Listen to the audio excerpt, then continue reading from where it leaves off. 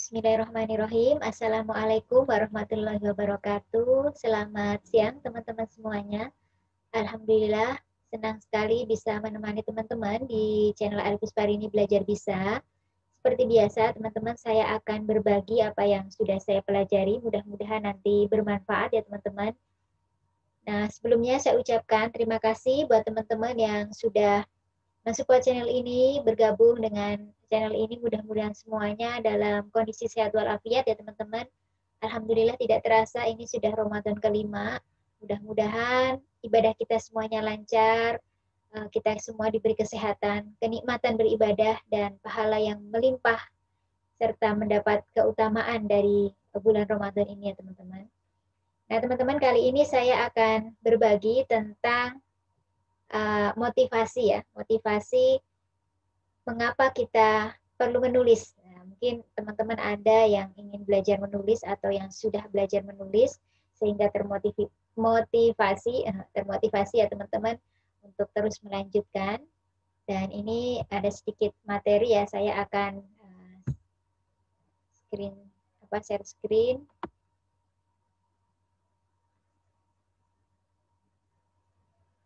Sebentar ya teman-teman, ditunggu dulu.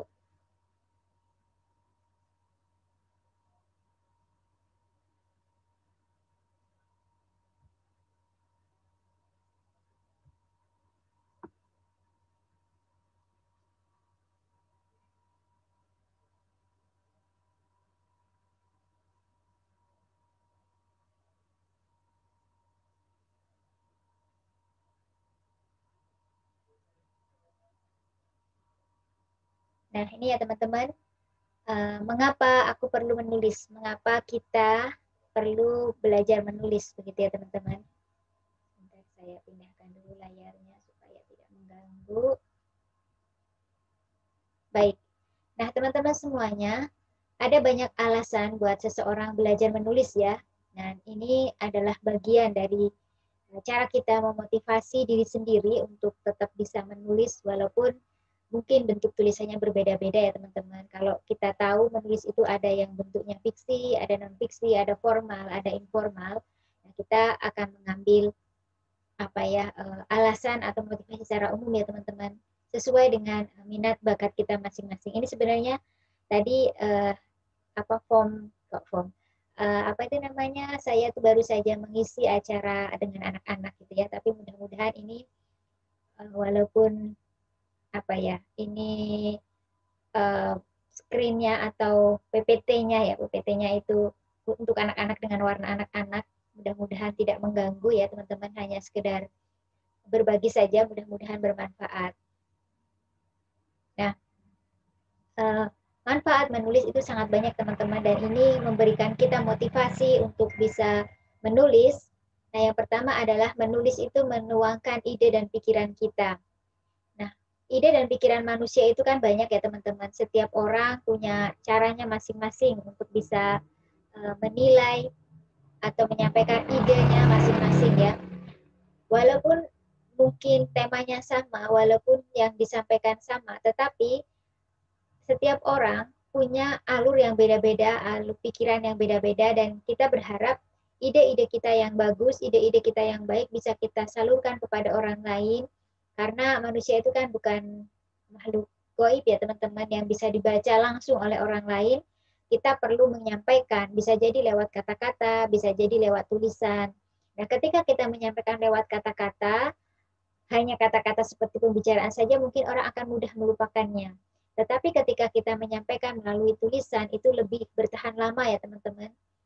Nah, contoh dari bagaimana kita menuangkan ide tadi yang sudah saya sampaikan kepada anak-anak, manakah yang lebih asik, berlibur ke pantai atau berbelanja ke mall gitu ya. Setiap orang punya pandangan yang berbeda. Misalnya ada orang yang suka ke pantai. Kenapa mereka suka ke pantai? Barangkali mereka akan menikmati suasana pantai. Ya walaupun mungkin bagi orang yang nggak suka panas gitu ya, terasa panas di pantai, tapi bagi orang yang suka liburan ke pantai itu luar biasa menyejukkan, suara deburan air itu luar biasa, belum rasa pasir yang diinjak, itu memberikan keindahan tersendiri gitu ya, pemandangannya, luasnya laut, birunya laut, aktivitas di laut, di pantai itu menjadi pemandangan yang luar biasa. Yang kalau kita bisa tuliskan itu memberikan pengalaman-pengalaman tersendiri bagi orang yang menuliskannya begitu. Dan bagi orang yang membaca, mereka jadi tahu, terutama mereka yang tidak terlalu suka kehidupan di pantai, oh ternyata ini loh hal-hal yang menarik di pantai gitu ya. Sementara kepada mereka yang senang belanja ke mall, mereka juga bisa cerita bagaimana kehidupan, bagaimana cerita di balik belanja di mall gitu ya. Mungkin mereka menemukan keasikan ketika mereka mengamati produk-produk yang ada di mall itu dengan teknologinya, dengan kecanggihannya, dengan modernnya, misalnya mereka melihat tas yang mereka lihat nih para ibu ya, tidak hanya tasnya, tapi bagaimana melihat perkembangan brand, kemudian melihat perkembangan perekonomian, kemudian kreativitas dan lain sebagainya, tidak sekedar berbelanja. Jadi ada ide-ide yang kemudian dibawa oleh seseorang dalam dia membidik sebuah tempat. Tadi ada juga pertanyaan dalam peserta ya tadi ya. Dari mana kemudian ide menulis itu muncul gitu ya. Ide menulis itu muncul dari mana saja gitu, tetapi kita bisa memandang dari sudut pandang tertentu, dari memotret yang tidak dipotret oleh orang lain gitu. Mungkin sama-sama berada di pantai, tetapi cara kita memotret tulisan kita tentang liburan di pantai mungkin tidak sama gitu. Misalnya ada orang yang kemudian ketika dia menuliskan bagaimana keindahan di pantai, dia akan menuliskan lautnya gitu ya. Ada juga yang akan menuliskan misal ini ya, pasirnya, atau menuliskan orang-orang di sana, penjual-penjualnya, dan sebagainya. Atau pengalaman psikisnya, di mana dia merasakan kelapangan, dan sebagainya. Jadi sudut pandang kita menulis sesuatu, itu berbeda-beda, dan itu perlu untuk kita sampaikan kepada orang lain, yang insya Allah juga akan bermanfaat bagi orang lain ya, bisa bermanfaat walaupun tidak, mungkin ada juga yang kurang pas gitu ya, atau kurang sesuai gitu ya. Intinya bahwa menulis itu akan menuangkan ide-ide kita, pikiran-pikiran kita yang akan dibaca oleh orang lain. Ini adalah bagian dari motivasi kita untuk menuangkan tulisan-tulisan kita sehingga pikiran-pikiran kita, ide-ide kita itu bisa diterima banyak orang. Kalau kita kemarin berbicara tentang bagaimana menjadikan rasa mau itu dengan disertai kemantapan, dengan kesungguhan sehingga melahirkan karya besar atau menjadikan seseorang menjadi berarti. Nah, ide-ide kita inilah yang sebenarnya kemudian bisa kita salurkan gitu. Ide-ide inilah yang akan kemudian menjadi bermanfaat bagi orang lain. Syukur-syukur sama seperti rasa mau tadi gitu ya. Ada faktor strategisnya, ada juga faktor skalanya. Jadi strategis kepada siapa akan dituliskan? Apakah kepada anak-anak, kepada remaja, orang tua, pemerintah, rakyat gitu ya. Kan beda gitu ya ketika kita menuliskan manfaat liburan di pantai kepada pemerintah. Sudut pandangnya berbeda, tapi kepada rakyat, kepada orang biasa, masyarakat juga berbeda.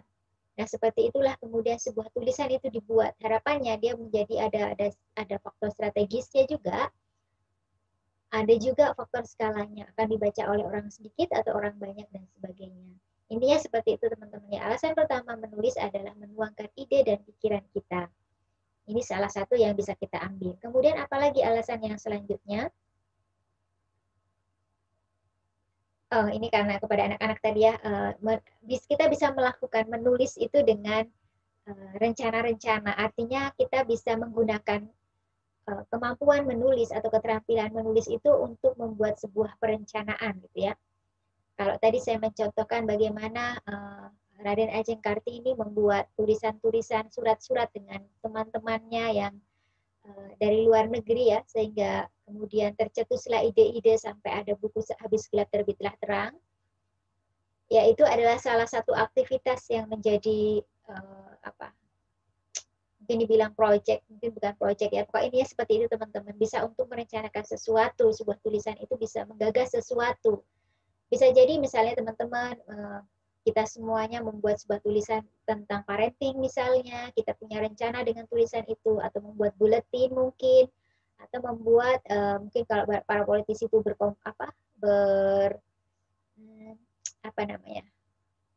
menyebarkan ide-ide ya, apa namanya sih kalau mau pemilu itu, Pokoknya intinya itu ya teman-teman, memberikan edukasi atau memberikan tujuan tertentu kepada masyarakat gitu ya. Jadi intinya bahwa menulis itu bisa menjadi bagian dari itu, merencanakan sesuatu ke depan dan menjadi alat bantu, atau mungkin juga tidak sekedar alat bantu tapi menjadi sarana utama bisa jadi gitu ya. Kemudian yang selanjutnya, proses menulis itu bisa menjadi proses berbagi pengalaman gitu ya. Dan berbagi pengalaman itu sangat asik ya teman-teman, terutama pengalaman-pengalaman mungkin yang membahagiakan. Kita bisa berbagi kebahagiaan kita dengan orang lain. Tetapi ada juga orang-orang yang kemudian membutuhkan berbagi pengalaman dalam hal-hal yang kurang baik, dalam hal-hal yang kurang menyenangkan, sekaligus menjadi terapi. Terapi bagi dia gitu ya, ataupun bagi orang lain gitu ya. Tulisan-tulisan ini bisa juga menjadi penyembuh luka gitu ya teman-teman. Barangkali ada orang yang punya pengalaman tidak menyenangkan dengan seseorang, sulit memaafkan, kemudian dia perlu ekspresi gitu ya, perlu menyalurkan apa yang dia rasakan tanpa harus melukai orang lain, tanpa harus memperparah keadaan, dan menuliskan ini mungkin bisa jadi salah satu solusi atau salah satu terapi ya teman-teman. Nah ini tadi saya meminta pada peserta adik-adik semua gitu ya tadi, untuk beberapa, maksud saya pada beberapa adik-adik untuk sharing bagaimana pengalaman suka mereka gitu ya. Dan pengalaman suka itu meskipun dalam satu tempat pun berbeda teman-teman ya. Berbeda, misalnya teman-teman pergi ke rumah nenek misalnya, atau ke rumah siapa ya, orang yang pembeli yang kita sukai, walaupun dalam satu tempat, tapi pengalaman sukanya itu beda-beda gitu. Mungkin tadi suka ketika ngobrolin tentang masa kecil, mungkin ada suka yang lagi ngobrolin tentang bisnis dan sebagainya. Dan pengalaman-pengalaman ini bisa kita bagikan lewat tulisan. Banyak tulisan-tulisan orang lain yang hanya tanda kutip ya pengalaman harian yang bisa menginspirasi orang gitu. Dan harapannya kita bisa menuliskan pengalaman-pengalaman yang bisa memotivasi diri kita sendiri maupun orang lain gitu teman-teman ya. Ini jadi salah satu motivasi juga kita bisa menulis. Menulis juga jangan dibayangkan harus buku besar atau dipublish, itu enggak ya teman-teman. Bisa juga kita menulis untuk diri kita sendiri, untuk keluarga kita, atau mungkin untuk kenang-kenangan untuk anak cucu dan sebagainya ya. Jadi ini menulis secara luas begitu teman-teman. Kemudian selanjutnya adalah berimajinasi dan kreatif ya. Ketika seseorang menulis itu mereka bisa menggunakan kreativitasnya, kemudian bisa menggunakan imajinasinya, terutama ini tadi karena kepada anak-anak ya, saya memberikan gambar tentang membuat cerita begitu, bagaimana kemudian seorang anak membuat tokoh misalnya seperti ini ya, apa yang terjadi pada tokoh ini kira-kira. Nah, anak-anak bisa berimajinasi. Tadi mungkin ada peserta yang menjawab sedang ini ya, anak-anak ini merasa apa sih, gambar ini merasa bergembira, kemudian dia lapar, dia dingin, tapi dia gembira gitu ya. Itu terserah gitu. Atau mungkin ada anak yang lain barangkali akan bisa berimajinasi ini sedang sedih dan dia lari dari temannya, misalnya seperti itu kembali kepada kita. Nah, saat teman-teman semuanya mau membuat tulisan, kita berimajinasi sesuai dengan yang kita pikirkan gitu teman-teman ya. Kalau anak-anak mungkin tokohnya yang lucu-lucu seperti ini, mungkin teman-teman bisa dengan cerpen, bisa dengan novel gitu ya, suka-suka teman-teman gitu ya. Dan ketika kita menulis itu yang membatasi ya kita, nggak ada yang bisa membatasi, oh kamu jangan begini dong, jangan begitu gitu ya, terserah kita gitu.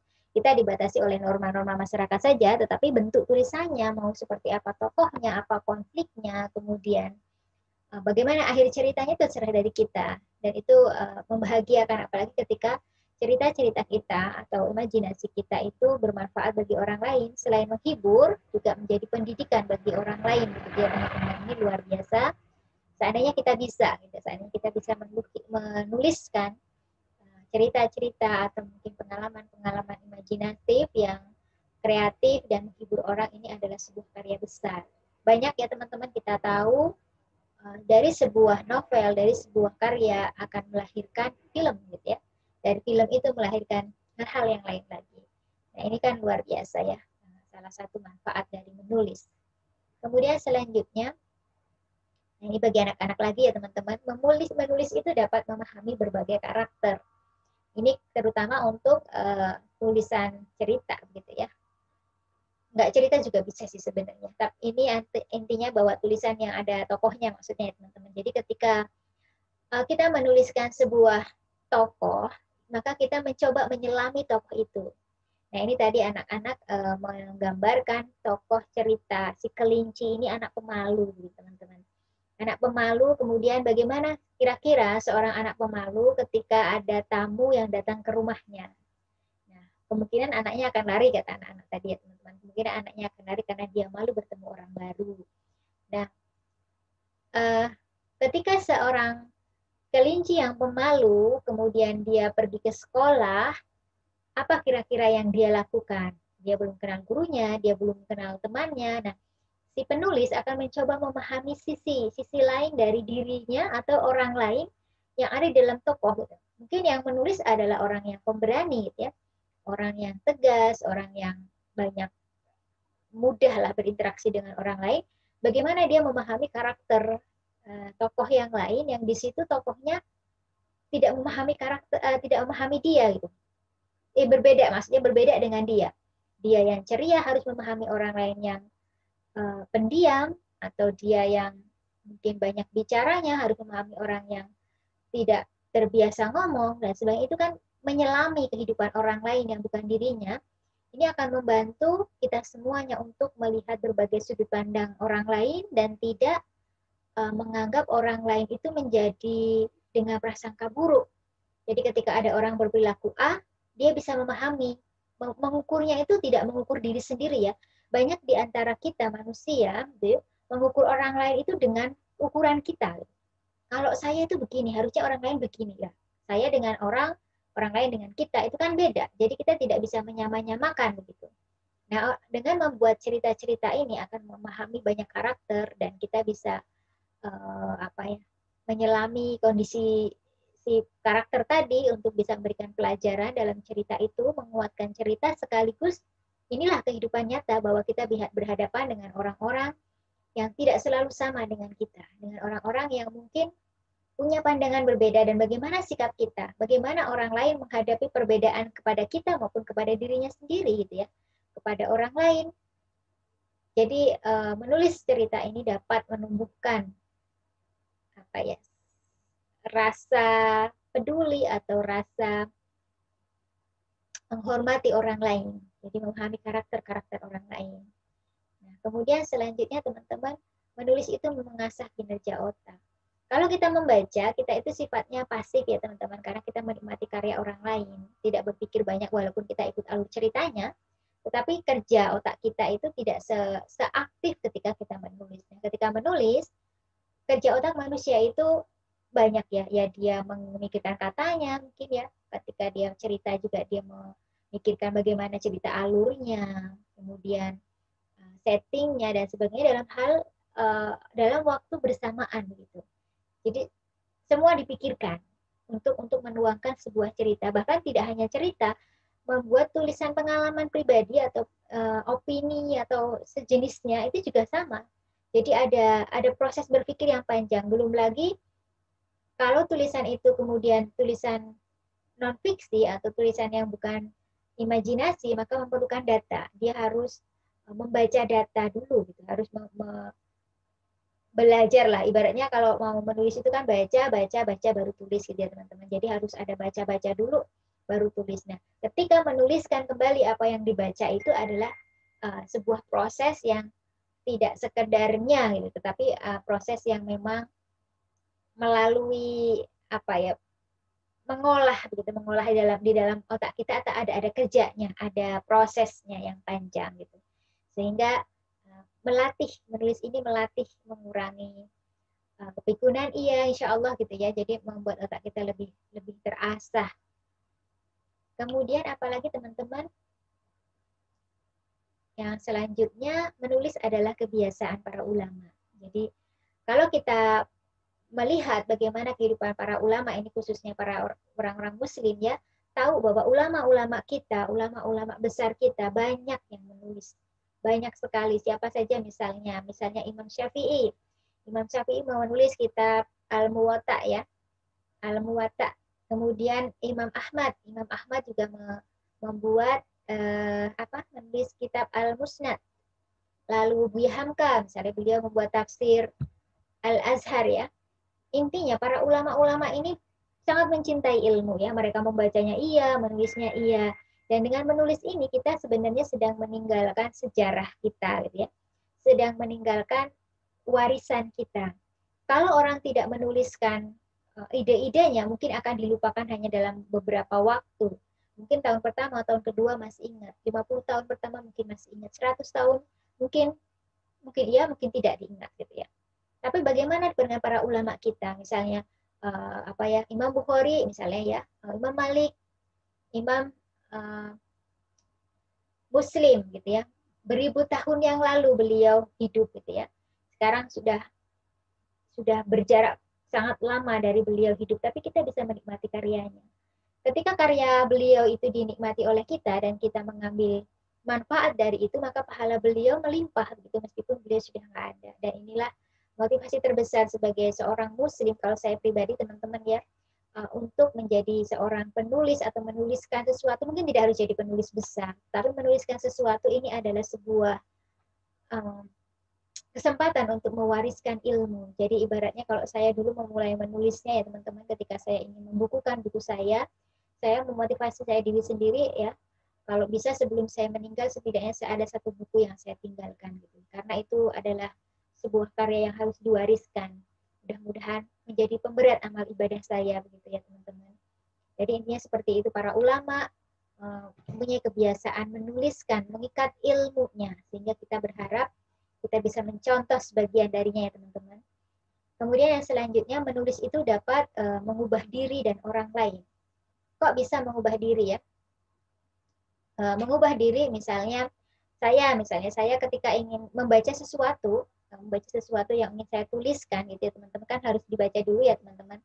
Mungkin saya tidak punya pengalaman tentang itu, atau mungkin saya sebenarnya punya kekurangan yang harus diperbaiki, yang tanpa terasa, yang tanpa saya deteksi, yang tanpa saya sadari, tapi saya mengerti sebenarnya ada yang kurang gitu ya. Kemudian dengan baca saya tahu kekurangan saya di sini, kemudian bagaimana cara memperbaikinya, kemudian saya menemukan cara dari membaca itu, kemudian saya ingin menuliskannya gitu ya.